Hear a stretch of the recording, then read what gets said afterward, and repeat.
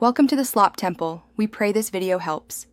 You'll begin by verifying essentials. Make sure the Wyze app is updated and your camera is powered.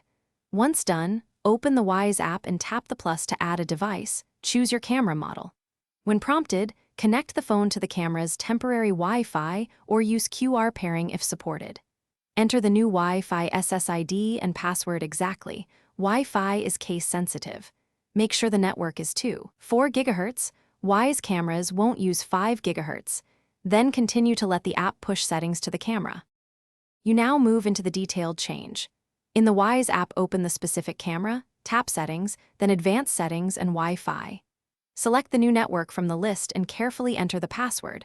Once entered, confirm and tap Save or Apply. The app will send credentials to the camera and attempt reconnect. This can take 1 to 2 minutes. If QR pairing is required, display the QR on your phone and hold it in front of the camera lens until it scans and beeps, indicating success. Finish by confirming the live feed in the app and testing motion and audio. If the camera stays offline, reboot it by unplugging for 10 seconds. Make sure the LED status shows normal operation.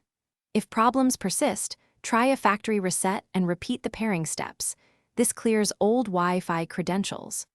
Also, make sure the router isn't blocking the device via MAC filtering or client limits, and that too, 4 GHz is enabled. One key tip: if QR pairing fails, switch to manual SSID/password entry and retry.